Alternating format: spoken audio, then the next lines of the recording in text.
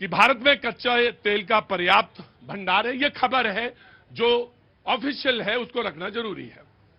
भारत में कच्चे तेल का पर्याप्त भंडार है। गैस सिलेंडर को लेकर कोई परेशान ना हो।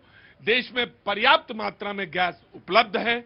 एलपीजी का 28% उत्पादन बढ़ाया गया है।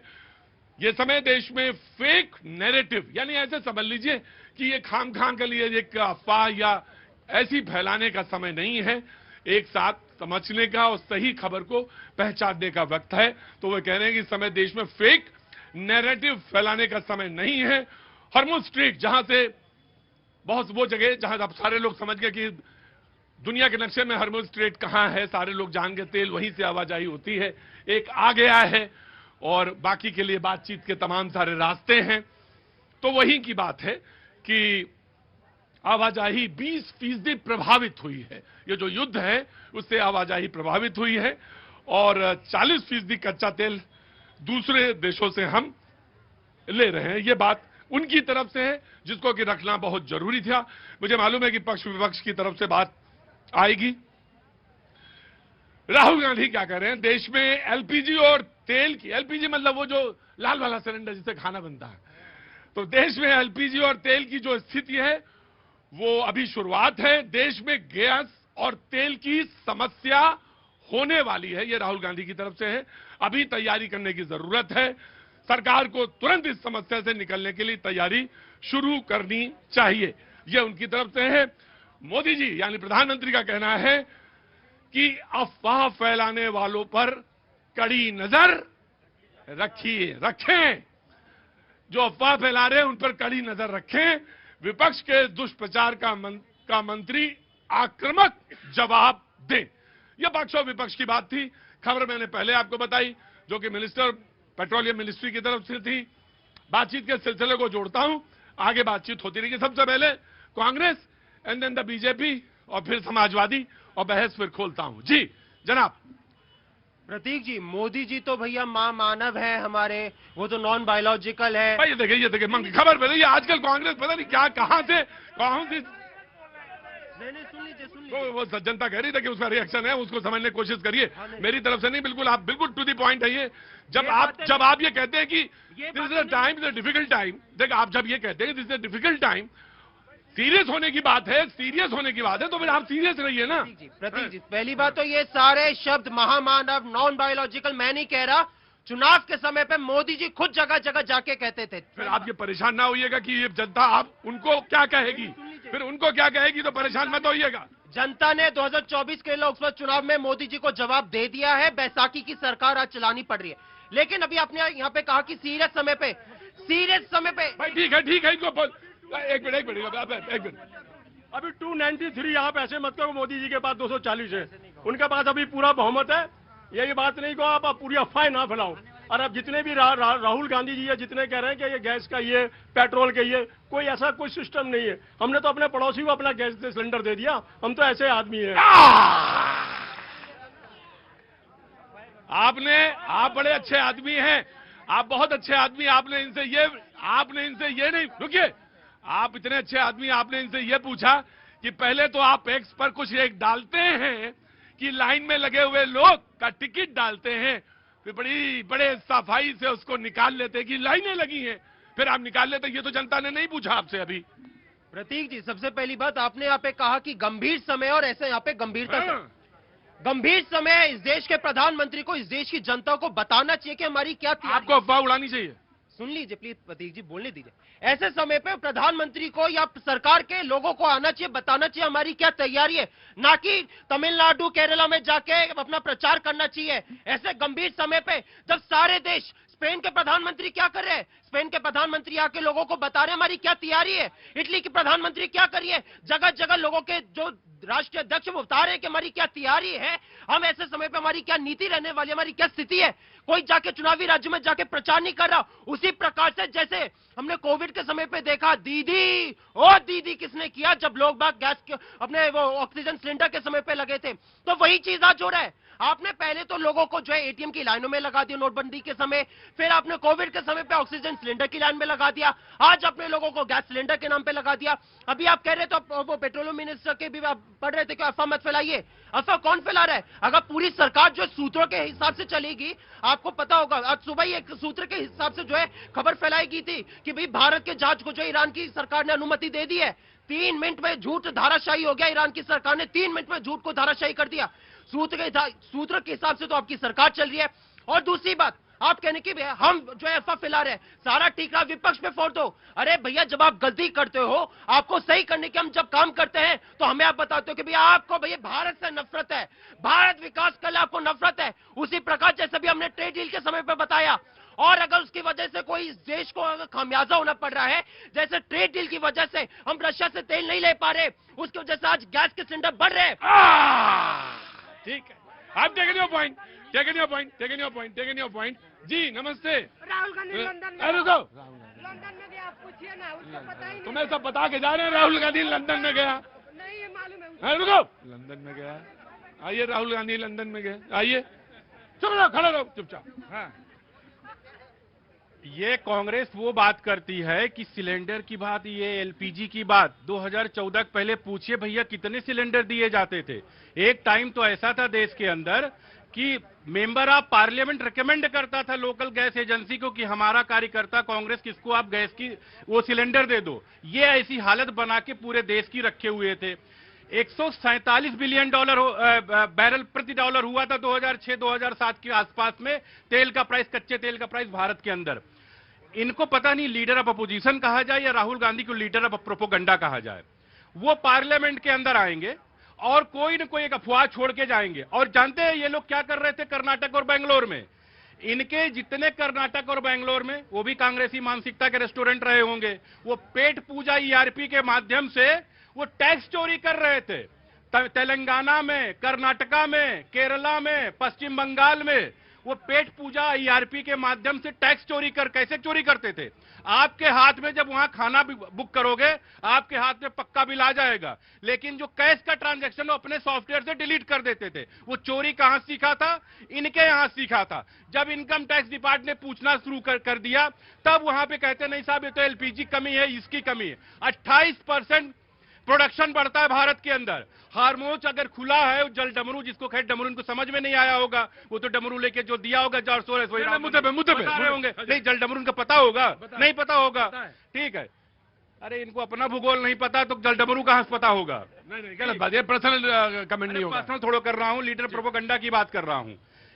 उनमें क्या हुआ कि 28% आप देखिए एलपीजी का प्रोडक्शन बढ़ा है। ये कह रहे कि इससे पहले क्या करते थे? रसिया बढ़ाने को कहा है, बढ़ा नहीं है। इससे पहले क्या कहते थे?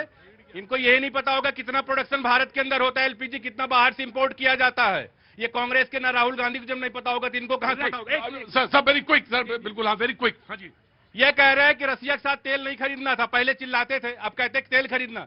आप ये मान के चलिए कि रसिया से लगभग 1.5 मिलियन बैरल तेल पर डे खरीदा जा रहा है और उसी रास्ते से आ रहा है। और भारत केवल ईरान से तेल खरीद नहीं रहा है, 41 देशों से तेल खरीदता है। टेकन योर पॉइंट, हाँ जी, टेकन योर पॉइंट जी प्लीज। सबसे पहली बात, इन्होंने कहा कि भी कर्नाटक का कोई होटल जो होगा हमारी मानसिकता का। राजस्थान में तो आपकी सरकार है, उन्होंने कहा है जो है commercial gas cylinder, LPG cylinder पे पाबंदी लगा दी।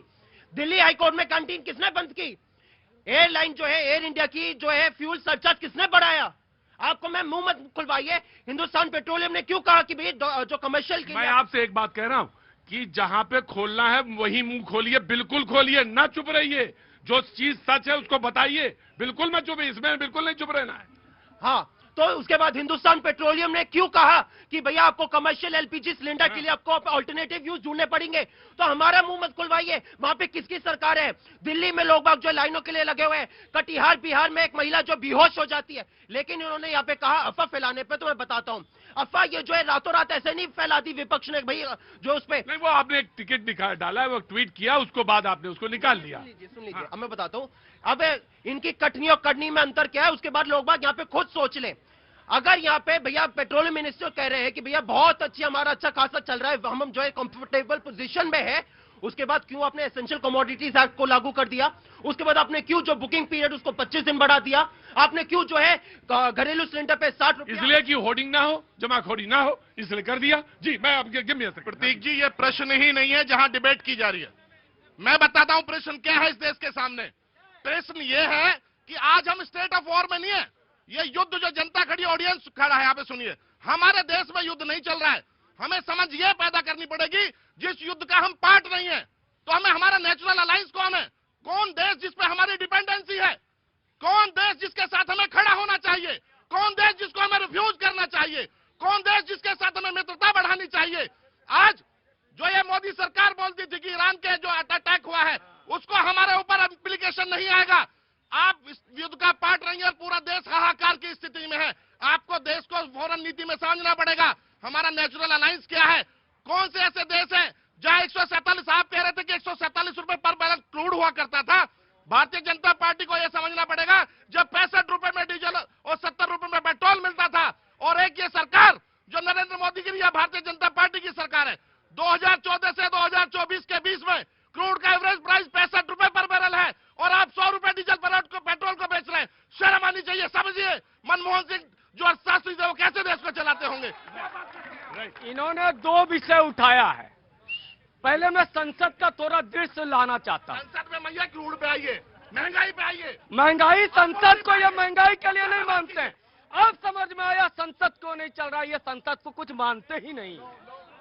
जब संसद की बात हुई तो चिल्लाने लगे। बेगानी शादी में अब्दुल्ला दीवाना इसीलिए कह रहे ईरान के साथ खड़े हो जाओ, क्योंकि 20% मेरा मुसलमान वोट चाहिए। अब सुनिए, ये अभी अब बोलने दीजिए, यह संसद नहीं है, यहाँ बोलने दीजिए। अभी इन्होंने कहा ईरान के साथ खड़े हो जाइए, क्यों? क्योंकि 20% मुसलमान का वोट यूपी में चाहिए। अभी इन्होंने कहा, यह अब्बा भरम फैलाते हैं। संसद का दृश्य यही चल रहा है। आप उठाए मद्दा, और मैं अभी कहूं कि सब्जी बनाने के लिए पहले प्याज को तलना चाहिए।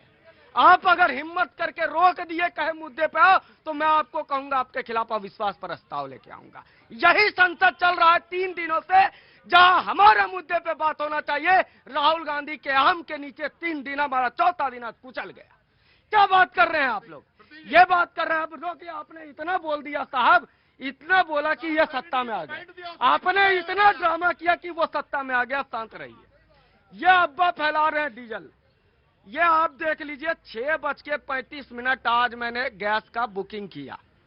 आज 5:38 पर मेरा जनरेट हो गया। आज का है, ये लाइव टेस्ट है। मैं इनकी बात पे विश्वास करूं या अपने बात पे विश्वास करूं? ये है, मैं इनकी बात पर भी, आप बोलने दो, इनकी बात पे विश्वास करो। 11 बजे इन्होंने ट्वीट किया लंबी लाइन का फोटो, और सिर्फ जब हम लोगों ने उस पर डाला कि अरे ये तो 2011 का लाइन है, जब आपकी सरकार में, रुको भाई, रुको।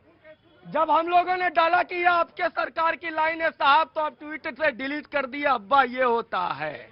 अब आता हूं मुद्दे पे। अब नहीं, अब मुद्दे की बात है। ये आपके अफवाह को तमाचा है जनता का, जो आपको 2014 से मार रहा है और आपको 2017 से मार रही है। अब आ जाओ। आपने कहा आज हड्डी पूरी संसद पे बोले, सारा बयान दिया, आप चिल्लाते रहे। आपको सुनना नहीं था?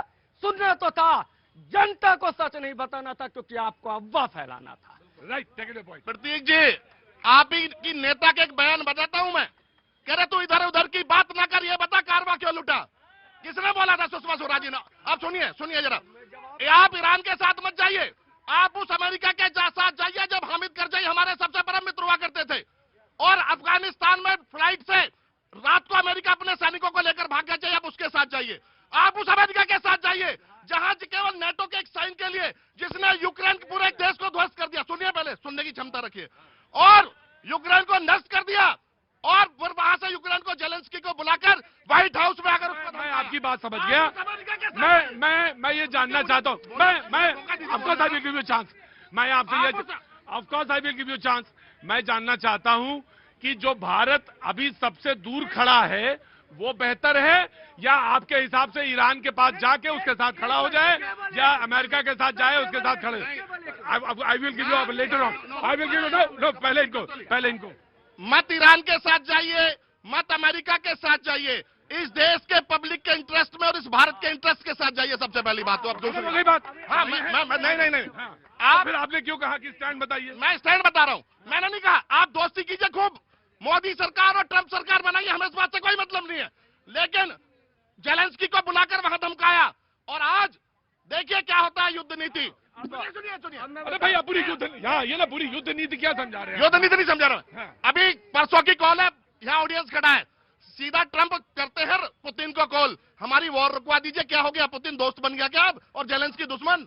ये चाहते थे हाँ। कि ईरान के साथ खड़े हो जाए। हमने कहा हाँ, कि हम बस ठीक है, ये लाइन आपकी बता समझ में आ गई कि आप नहीं है भैया, महंगाई कुछ नहीं है। हाँ, हमने 50 रुपये पहले मिलता था, आज 500 रुपये मिल रहा है? है। कांग्रेस के जमाने में 50 रुपये मिलता था, आज 500 रुपये मिला। आमदनी बढ़ा हुआ है, ये ले अंधे को दिखता नहीं है। गुप्ता जी क्या हुआ? सब ठीक है। नहीं, बाल कटवा दिए? परिवार में बरसी था किसी हाँ? बरसी था किसी के। क्या हो गया था? बरसी की। अच्छा, कोई गुजर गया? हाँ, खड़े रहो, आज बोलना नहीं है। हाँ, खड़े नहीं, आज बोलना नहीं, आज नहीं बोलना। भाई साहब का वो होर्डिंग हटवा के बिल्ला। देखिए, बात हो रही है सर कि अफवाह कौन फैला रहा है। अरे मैं तो कह रहा हूँ डबल इंजन की सरकार चल रही है देश के अधिकांश राज्यों में सर, और हम लोग का अधिकांश लोग यहाँ पे राम भक्त भी हैं। अगर राम रसोई को स्थगित करना पड़ जाए अयोध्या में, हनुमानगढ़ी में लड्डू नहीं बन पा रहे हैं, वहाँ पे दुकानदार बोल रहे हैं। नहीं, झूठ नहीं भाई, ANI का मैं तो एजेंसी का नाम। आपने दो बोल दिया ना, अब आप ये क्लियर करिए आके। आइए। देखिए, इतना झूठ यही इनका अफवाह है, यही ये लोग झूठ फैलाते हैं। यहाँ खड़े होके, मैं खुद अयोध्या का रहने वाला हूँ, इतना झूठ इन लोगों के दिमाग में है। अरे भगवान राम को तो ऐसे ठगे, कभी भगवान राम का अस्तित्व मानते नहीं थे, 22 वकील खड़े कर देते थे। और भारत का जिसमें इंटरेस्ट है, इन विपक्ष के लोगों का और इन चम्मचों का, उसमें डिसइंटरेस्ट रहता है। जिसमें भारत का इंटरेस्ट होगा, और ये जान लीजिए, राम को जिसने ठगा है और राम का जिसने अस्तित्व नकारा है, वो बर्बाद होते चले गए। आप बोलते रहे, इतना झूठ मत बोलो भाई, कुछ तो शर्म करो। मुझे इतना मालूम है, मैं आपसे एक ही सवाल जाना हूँ, जो राम जन्मभूमि हो आया है, भगवान के दर्शन कराया है, वही प्रसाद पाया है, और वही प्रसाद के लिए बोला। देखिए, बड़ी चिंता आपको है, मुझे मालूम है, चिंता आपको है। हाँ जी। देखिए, हम विकसित भारत आपको लगता है, आपको इतना लग रहा है कि इस देश में ये इतना संकट आ गया कि भगवान राम की रसोई नहीं बनेगी? ये संकट सर ANI ने कवर किया। मैं तो एजेंसी का नाम भी बता देता हूँ सर। एक चीज मैं बता दूं, रूस यूक्रेन के संकट के बाद। एक मिनट, क्या हो गया अंकल जी? क्या हो गया ये बेचारे को? गैस महंगा हो गया। गैस नहीं महंगा हुआ, चलो बेचारे को। मैं एक चीज कह रहा हूँ, 2047 में भारत को विकसित भारत बनना है, वो प्रधानमंत्री जी का लक्ष्य है। कम से कम इस मामले में कुछ अच्छे मॉडल्स को की तरफ भी हम लोगों को ध्यान रखना चाहिए। जब रूस यूक्रेन की वार की स्थिति बनी, यूरोप के देशों में अनिवार्य कर दिया गया गैस के स्टॉक को रखने के लिए। 90 से 120 दिनों के लिए वहां पे गैस को भी स्टॉक किया जाता है, स्ट्रेटेजिक रिजर्व होता है। भारत में ऑयल के स्ट्रेटेजिक रिजर्व है, गैस का स्ट्रेटेजिक रिजर्व नहीं है यहाँ पे। तो ये स्थिति में कि हम लोग अगले बार गल्फ की संकट हो और हमारे रसोई में कोई संकट ना बने, जी ठीक है। मैं आपका, अरे मैंने बोलने का आगे बोल दिया। मैं जहां मुझे टोकना था वो मैंने टोक दिया। जी एक मिनट रुकिए, नाम क्या है सर आपका? मेरा सुखदेव नाम है। सुखदेव जी।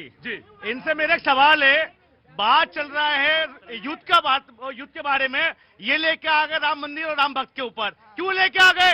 120 करोड़ भारत देश में सनातन और देशभक्त राम भक्त रहते हैं यहाँ पे। ये बार बार सनातन धर्म के बारे में क्यों टिप्पणी करते हैं? मेरा सवाल है इनसे, क्यों करते जवाब? ये भी सनातनी है इसलिए। किस बात सवाल सनातनी है? मुझे बताओ, राम मंदिर में कितना योगदान दिया इन्होंने? कितना योगदान दिया राम मंदिर बनाने में? बताइए मुझे आप। ये गए थे कितना योगदान दिया इन्होंने? कितना योगदान दिया?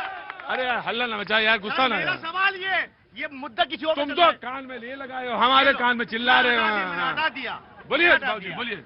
मैंने सिलेंडर कल बुक कराया था और आज सिलेंडर आ गया शाम को। आज सिलेंडर आ गया। ये सब झूठी पार्टी है, जितनी भी पक्षी पार्टी झूठ अफवाह फैला रही है। झूठ ना बोलो, बता दे रहे तुमसे। कल बुक कराया मेरा, आज आ गया है सिलेंडर। बात दिखाओ, घर में रखा है। हाँ।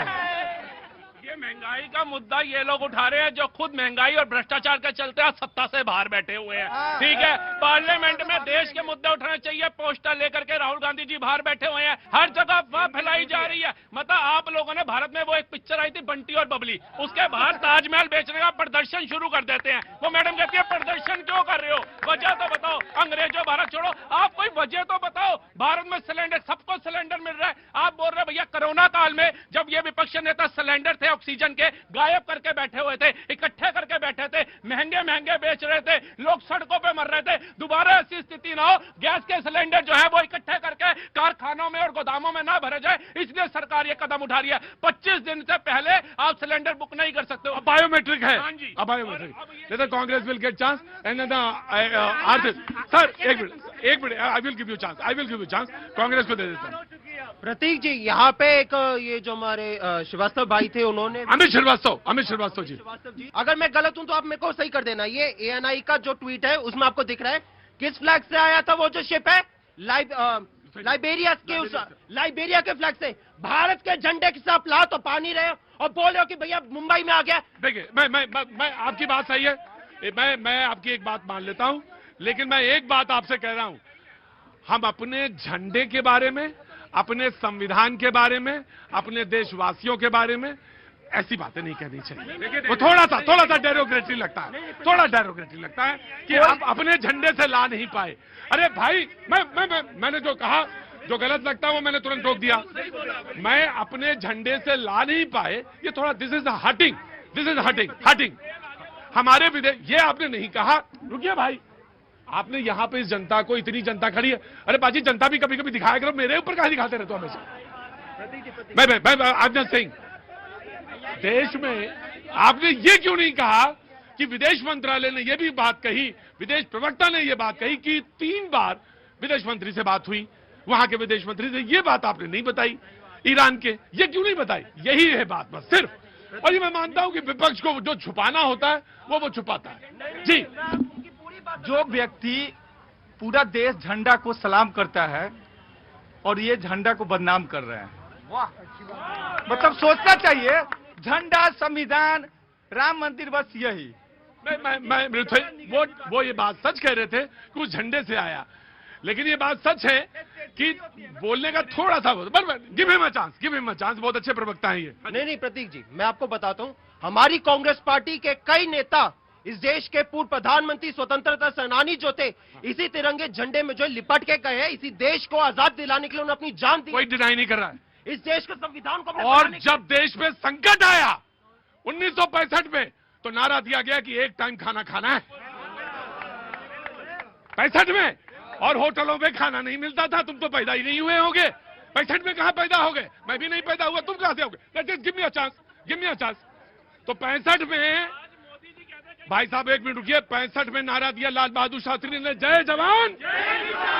और उस समय यह हुआ कि भाई एक बार खाना खाएंगे, तो इस देश ने मालूम है तपस्या क्या होती है, इस देश को मालूम है राष्ट्र क्या है। जी इधर आइए। जब मैंने ये बात बोली तो मेरे कहने का मतलब है, अगर यहाँ पे आप मोदी जी की जय जयकार के नारे लगाओगे, नहीं तो देखो सवाल तो आपको सच्चाई दिखाना पड़ेगा। लेकिन जब आप ये अपने वो बात कर रहे थे एक टाइम के खाने की, उस समय पे हम सब लोग जानते कि जब ये देश आजाद हुआ, उस समय पे हम लोगों के पास जो थी उतनी मजबूत स्थिति नहीं थी। लेकिन जय जवान जय किसान का नारा देने वाले लाल बहादुर शास्त्री जी, इंदिरा गांधी जी ने क्या किया? इस देश को किसानी में आत्मनिर्भर अब किसी ने ये सवाल नहीं पूछा था कि मैं एक बार खाना क्यों खाऊंगा, यह किसी ने नहीं कहा। बोला हम साथ तैयार हैं। मोदी जी की तरह उन्होंने कभी भी आत्मनिर्भर भारत के आपको है मोदी जी से एलर्जी, आपको एलर्जी है मोदी जी से। बोलने तो दीजिए, उन्होंने क्या किया मोदी जी? उनका आत्मनिर्भर भारत का मतलब होता है आप अपने आप खुद देख लो, सरकार पे निर्भर मत रहो। लेकिन एक आखिरी बात, डेडलाइन देने वाली सरकार जो कहती है कि भैया, डेडलाइन देने वाली सरकार जो कहती थी कि 2022 तक हम बुलेट ट्रेन चला देंगे, जो कहती थी कि 2022 तक हम किसानों की आय को दुगनी कर देंगे, ना ही बुलेट ट्रेन चली, ना ही किसानों की आय दुगनी हुई। और सरकार ने, भैया जी बुलेट ट्रेन बन रही है, बम्बई से अहमदाबाद। क्या नाम है? कपिल कुमार। मैं देख के आया हूँ, बुलेट ट्रेन बंद नहीं है भाई साहब, बहुत स्पीड से काम चल रहा है। चल रही है? मैं खुद आंखों से देख के आया हूँ। रुको रुको रुको खुद आंखों से अब ये मेरे कोर्ट में नहीं। देखोगे जब आपको नजर आएगा कि बुलेट ट्रेन बनी नहीं बनी। हाँ। आप खुद देखना। हाँ चल रही है, चलेगी चल रही है। अरे नाम क्या हो गया? है नाम कपिल कुमार है मेरा। हाँ कहाँ से आए हैं? मैं बम्बई से आया था, तो बुलेट ट्रेन बहुत स्पीड से, मतलब बुलेट ट्रेन के पिलर बन रहे हैं बहुत। हमारे इधर अब अंश हजारों करोड़ भैया देखो, वो कहा गया है कि पढ़े लिखे को, अरे पढ़े लिखे को क्या, फारसी क्या, हाँ ये कहा गया। तो ना आप कुछ नहीं, बीजेपी। देखिए, जैसे राहुल गांधी हैं वैसे मेरे छोटे भाई अंश भी हैं। अंश बहुत अच्छा बोलते हैं। नहीं, कम से कम पढ़ के आया करें। देखिए, जब जहाज चलता है, मोदी जी की हैसियत देखिए। जो जहाज का मालिक होगा, जो कंट्री, उसी का झंडा लगा रहेगा। मोदी जी के यहाँ से फोन गया कि देख भाई, इसमें मेरा तेल आ रहा है, तेल आने दो। ये होता है, इनको पता ही नहीं झंडा के मामले में। और इन लोगों का नफरत इतनी ज्यादा है, और इन लोगों के नफरत इतनी ज्यादा। भाई ये मोदी जी का फोन किया जी। ईरान के वहाँ पे जो हमारे 37 जहाज फंसे हुए हैं, 10,000 करोड़ रुपए हमारे जो लिस्ट पे है। बोलो। हाँ जी, मैं टोकूंगा जहाँ जो टोकना है। देखिए, इतना ज्यादा बोल रहे हैं ना, अगर मैं बोलना शुरू करूंगा शायद ठीक नहीं होगा। आराम से। दूसरी चीज ये है कि जब बात करते हैं ना, इन्हीं लोगों की आदत की, अभी एआई समिट था ना, नंगे होके, मतलब लतखोर, बेशरम और नंगे होके भारत की किसने बदनामी किया। और उसके बाद राहुल गांधी अपने सम्मेलन में उस कुटिल मुस्कान के साथ कहते हैं, मीर जाफर हंस रहा था। तो समझिए कि ये देशद्रोही और मीर जाफर कौन है, ये कांग्रेसी है कि नहीं है। ये लोग भारत को बदनाम करने के, देखिए ये मोदी और बीजेपी से नफरत करते करते झंडे से नफरत कर बैठे। देखिए, दो चीजें आपने कही, मीर जाफर नहीं सर, इन्हीं को देना पड़ेगा, क्योंकि उन्होंने इल्जाम लगाया। लो सर आपको नहीं दूंगा। ये कांग्रेस अपने आप, सर कांग्रेस डिफेंड करने के लिए अपने आप काफी है जी। मैं जाऊंगा क्योंकि दोनों बात कही उन्होंने, तो इसलिए मैं आपको दे रहा हूँ। इस देश में अगर आप सरकार से पेट्रोल डीजल पे सवाल पूछो तो हम देशद्रोही हैं। इस सरकार से अगर आप जो है नकल वैक्सीन की वजह से, अभी सुप्रीम कोर्ट ने कहा कि जिनको वैक्सीन की वजह से जो है मौत हो गई है, जिसपे मोदी जी ने वैक्सीन के सर्टिफिकेट पे बड़ी बड़ी अपनी फोटो लगाई, उनको आप मुआवजा दीजिए। अगर आप उनसे सवाल पूछो तो हम देशद्रोही हैं। अगर इस सरकार से आप सवाल पूछो कि एटीएम की लाइन में नोटबंदी के समय पे लोग बाग लगे थे और इनके सांसद कैसे उन पे चुटकुले कर रहे थे, उन पे सवाल पूछो तो हम देशद्रोही हो जाएंगे। राइट जी। नहीं आपको बोल रहा है, नहीं देखिए क्या है। अरे भाई रुको, आ गए तुम? कितने दिन से बाहर हो? आज कम से कम 1 महीने से कम है। मांगो माफी तभी अंदर आओगे। माफी मांग रहा हूँ सरकार। मांगो माफी मांग तो सॉरी सर। अब सामने नहीं बोलेंगे किसी के, बिल्कुल नहीं बोलेंगे। चिल्लाओगे नहीं ना? नहीं बोलेंगे। कान पकड़ो, कान पकड़ लिया। अंदर आओ। हाँ बोलो।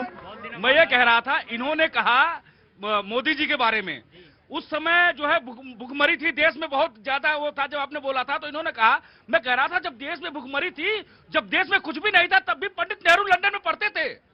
ये भी तो बताओ आप, जब देश में कुछ भी नहीं था, देश भुखमरी पर थी, तो पंडित नेहरू लंदन में पढ़ते थे। और आपने नरेंद्र मोदी जी के बारे में कहा है, तो मैं कहना चाहता हूं, कांग्रेस पार्टी वो पार्टी है जिस जिहादियों ने कहा था कि 370 खत्म करोगे, तिरंगे को कंधे देने वाला नहीं मिलेगा, उसके साथ 70 साल खड़ी रही। सरेंडर कांग्रेस ने किया।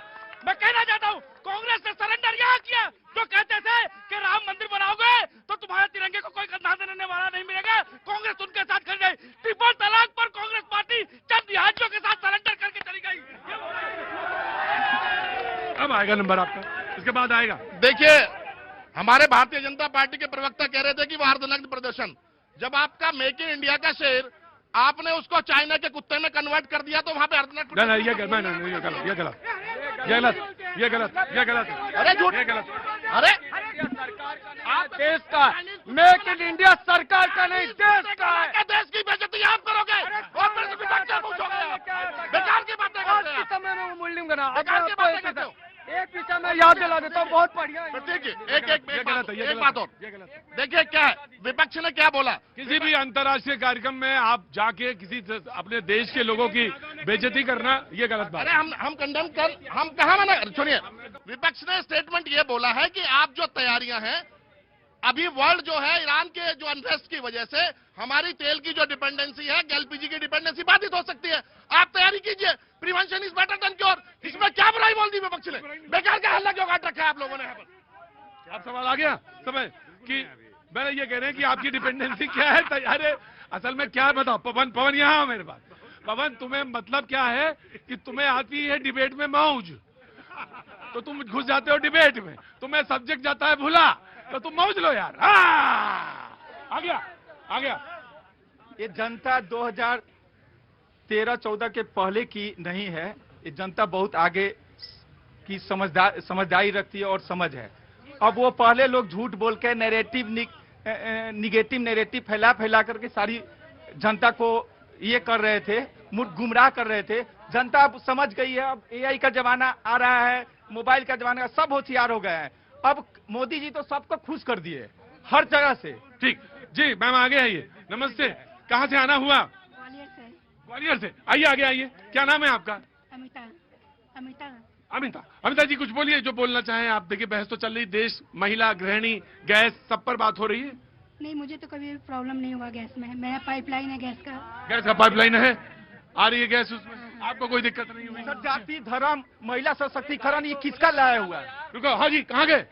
हाँ रुको रुको रुको रुको, मैं आ रहा हूँ, तुम्हारी बात मैं जानता हूँ। कौन है, कहाँ गए? मैं एक चीज यही कहूंगा, इस पूरे स्थिति में विपक्ष को, अभी हम लोगों ने देखा कि इनको तुम लेते जाओ दोनों लोग। IRCTC ने एक निर्देश जारी किया कि भाई रेलवे में खाने पीने की कोई दिक्कत नहीं हो, इंडक्शन वगैरह भी यूज कीजिए वैकल्पिक तौर पे। तो हर कोई आपको तैयारी करने के लिए, विपक्ष हो, तमाम चीजें हो, वो तैयारी करने के लिए सुझाव दे रहा है। और हम लोग देख रहे हैं कि इस समय तैयारी का उदाहरण दे दी वो महिला। उन्होंने कहा हमारे यहाँ PNG गैस पाइपलाइन पहुंचा है, इसीलिए तो। अब सुन तो लीजिए साहब, भी बोलने तथ्य नहीं रखने देते हैं आप। वो महिला सही बताई कि पाइपलाइन बिछाने की तैयारी मोदी जी घर घर कर रहे थे, तब ये कह रहे थे कोरोना में गैस क्यों दे रहे हो, ऑक्सीजन दो, जब यही चिल्ला रहे थे। बहुत अच्छी याद दिलाई आपने। ये विकास विरोधी कैसे लोग हैं। उद्धव ठाकरे की सरकार में कांग्रेस पार्टी ने बुलेट ट्रेन को 3 साल तक रोक के रखा, और आपने भूखा की रहने की बात दिलाई। इस देश में लाल गेहूं है, लेटिन अमेरिका गधे घोड़े का गेहूं देता था। नेहरू जी, डेमोक्रेट नेहरू जी कहते थे जनता घोड़े और गधे का गेहूं खाओ, हम विदेश में अय्यासियां करेंगे। क्या बात कर रहे हैं? अरे भाई ऐसा सब भाई देखिए अमित एक बात ध्यान रखिए, आप इतना ज्यादा डिबेट में ना खो जाइए कि शब्दों में खो जाए। शब्दों में नहीं खोइए, विनम्रता के साथ। बताना नीति आयोग की ना मैं कांग्रेस में एक पॉइंट मेरा देखिए, मोदी जी हमारी एक बात कहते हैं कि आपदा में अवसर। मैं माननीय प्रधानमंत्री जी से, हमारे प्रधानमंत्री जी से ये बोल देना चाहता हूं कि जो नाले से गैस बनाकर और चाय बनाने की टेक्निक है, उसको अनवेल करने का टाइम आ गया। भारत में तुरंत अनवेल कर दे कैसे बनती है। ठीक है, रुको बिल्कुल, ये सवाल इनका है। ये टेक्निक उसी बगल की दुकान में मिल रही है, जिधर से आलू डालो सोना निकला, उसी के बगल से।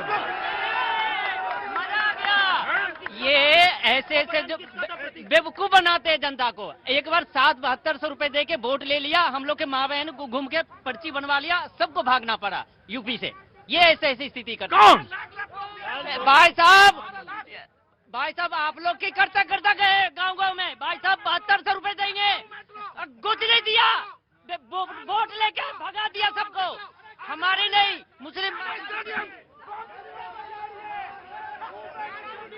रुको कहाँ से बेटा? रुको, कहाँ से? बिहार से। बिहार में कहाँ से? बिहार में नालंदा जिला से। नालंदा जिला से, हाँ तो बताओ क्या बोलना है? क्या बोलना है, LPG जो गैस तो बंद कर दिया है, अभी तो चालू होगा। ऐसा बात नहीं है, भारत भूखे मर जाएगा। हाँ ना, क्या उम्र है तुम्हारी? गैस अभी 15 साल उम्र है। हाँ पर अभी 15 साल है, अभी तब सब ध्यान रखे हो। 18 साल करो पहले।